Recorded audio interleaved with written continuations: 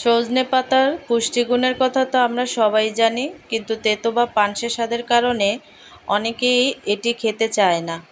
তাই আজ তোমাদের জন্য নিয়ে এসেছি সজনে পাতা একবার এভাবে ডাল দিয়ে রান্না করে খেয়ে দেখবে, বাড়ির সবাই চেটেপুটে খাবে, কোনো রকমের তেতো ভাব ছাড়া। তো আজকে আমি তোমাদের সাথে এই রেসিপিটা শেয়ার করব খুব সহজভাবে। ভিডিওটি দেখতে থাকো একদম লাস্ট পর্যন্ত। তো এই সজনে পাতা দিয়ে কিভাবে এই ডাল দিয়ে এই রেসিপিটি তৈরি করা যায়।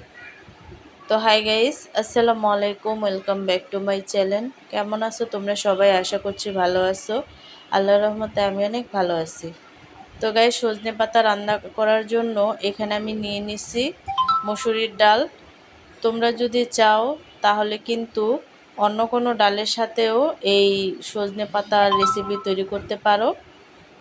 তো দেখো এখানে কিন্তু ডালটাকে আমি দিয়ে তারপরে পানি দিয়ে ভিজিয়ে রাখবো। আর এখানে আমি নিয়ে নিছি সজনে পাতা। তো দেখো এখানে কিন্তু বাড়তি কিছু অংশ আছে, সেগুলো কিন্তু আমি এখান থেকে ভালোভাবে পরিষ্কার করে ফেলে দেব। তো এইভাবে করে সজনে পাতার সম্পূর্ণ ময়লা আবর্জনা পরিষ্কার করে নিতে হবে।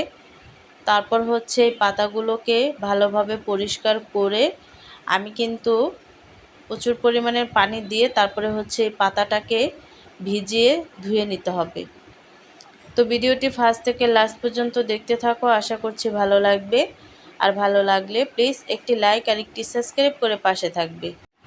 তো দেখো পাতাটা কিন্তু আমি ভালোভাবে ধুয়ে তারপর একটু ঝরা দিয়ে রাখবো। আর এখানে আমি নিয়ে নিছি টমেটো। তো হালকা কাঁচা এবং পাকা টমেটো নিয়ে নিছি। আর এই টমেটোটাকে আমি ছোট ছোট টুকরো করে কেটে নেব। তোমরা যদি চাও টমেটো দিতে পারো, আর না চাইলে বাদ দিতে পারো। তো দেখো এইভাবে করে তারপরে ছোট ছোট টুকরো করে আমি এই টমেটোটা কেটে নেব। সম্পূর্ণ টমেটো আমি কেটে নেব এইভাবে করে। তো এইভাবে করে তারপরে এই টমেটোটাকে কেটে নিছি, দেখতেই পাচ্ছ। তারপর একটা হাঁড়িতে আমি দিয়ে দিছি পানি। আর এই পানির মধ্যে অ্যাড করে দেব যে মসুরের ডালটাকে আগে থেকে ভিজিয়ে ভালোভাবে ধুয়ে রাখছিলাম সেটা। দেওয়ার পরে এখানে আমি অ্যাড করে দেব আদা রসুনের পেস্ট। আর এই ডালটা কিন্তু আমি কোনো রকমের হলদি বা মরিচ ছাড়া তারপরে সিদ্ধ করে নেব। তো দেখো ডালটা কিন্তু অনেকটা বলক চলে আসছে, আর একেবারে কিন্তু গলে গেছে। আর এই ডালটা কিন্তু আমি আধা ভাঙ্গা করে রাখবো, একেবারে গলিয়ে নিব না। তো ডালটা হয়ে যাওয়ার পরে একটা হাঁড়ি নিয়ে নিছি, হাঁড়িতে দিয়ে দিছি তেল। আর তেলটা দেওয়ার পরে দিয়ে দিছি পেঁয়াজ কুচি, দিয়ে অনবরত নেড়ে চেড়ে পেঁয়াজটাকে বেরেস্তার মতো করে ভেজে এখানে আমি অ্যাড করে দেব পানি মশলা কষানোর জন্য। তো পানিটা অ্যাড করার পরে কিন্তু এখানে আমি দিয়ে দিব হলুদের গুঁড়ো। তো হলুদটা কিন্তু পরিমাণ মতো দিতে পারো, কম বা বেশি। তো হলুদের গুঁড়োটা দেওয়ার পরে কিন্তু অনবরত নেড়ে চেড়ে তারপরে এই হলুদটাকে আমি ভালোভাবে ভাজা ভাজা করে নিছি। ভাজা ভাজা করে নেওয়ার পরে কিন্তু এখানে আমি অ্যাড করে দিছি পাকা টমেটো। আর এই টমেটোটাকে কিন্তু তেলের সাথে ভালোভাবে ভাজা ভাজা করে নিতে হবে। তারপর এখানে আমি অ্যাড করে দিচ্ছি কাঁচামরিচ। আর এই কাঁচামরিচটা কিন্তু অবশ্যই হালকা ঝাল হওয়ার জন্য দিতে হবে। তারপর এখানে আমি অ্যাড করে দিচ্ছি লবণ, স্বাদ মতো লবণটা অ্যাড করে দিছি। দিয়ে তারপরে ভালোভাবে নেড়ে চেড়ে ভাজা ভাজা করে এখানে আমি অ্যাড করে দেব আলু। আর এই আলুটাকে কিন্তু আমি ছোট ছোট টুকরো করে তারপরে কেটে নিছি। আলুটা দেওয়ার পরে অনবরত নেড়ে চেড়ে ভালোভাবে মশলার সাথে মিশিয়ে নেব। আর মশলার সাথে মিশিয়ে নেওয়ার পরে কিন্তু এখানে আমি অ্যাড করে দেব সামান্য একটু পানি, যাতে আলুটা একটু সিদ্ধ হয়ে যায়। তো দেখো পানিটা দিয়ে তারপরে আমি ঢেকে দেব যাতে আলুটা সিদ্ধ হয়ে যায়।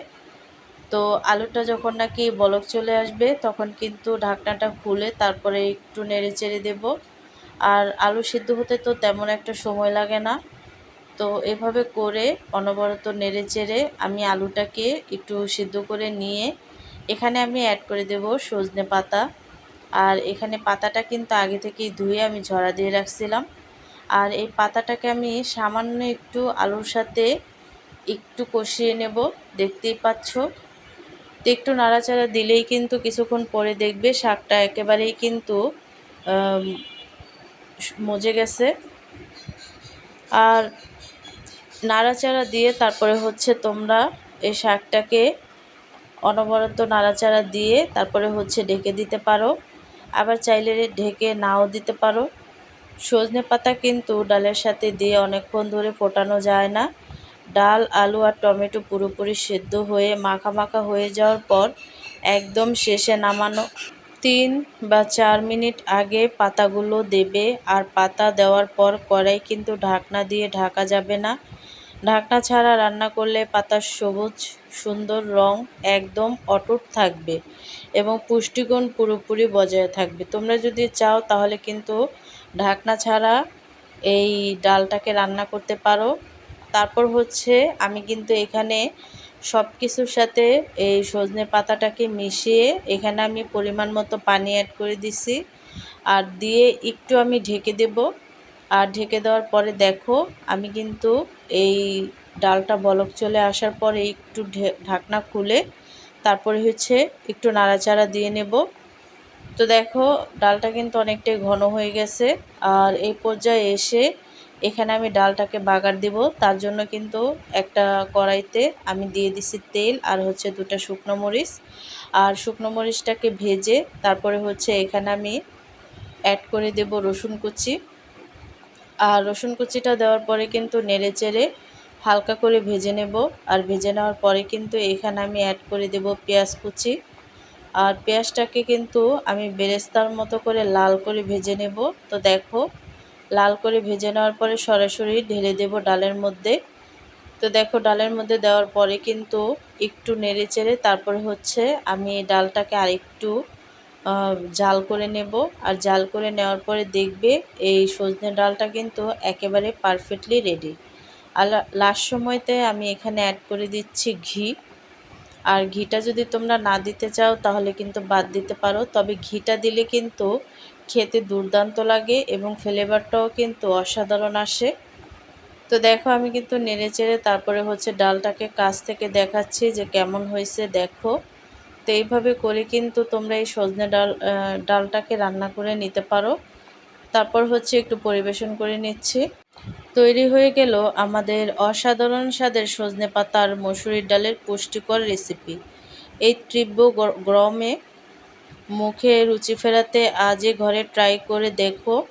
আলাদাভাবে ডাল সেদ্ধ করে আর আলু টমেটো পারফেক্টলি কষিয়ে নেওয়ার কারণে ডাল ভুনার লুকটা কতটা আকর্ষণীয় আর লোভনীয় হয়েছে। আজকের দিনে আমাদের পরিবারের সুস্বাস্থ্য কিন্তু সবচেয়ে বড় নিয়ামত।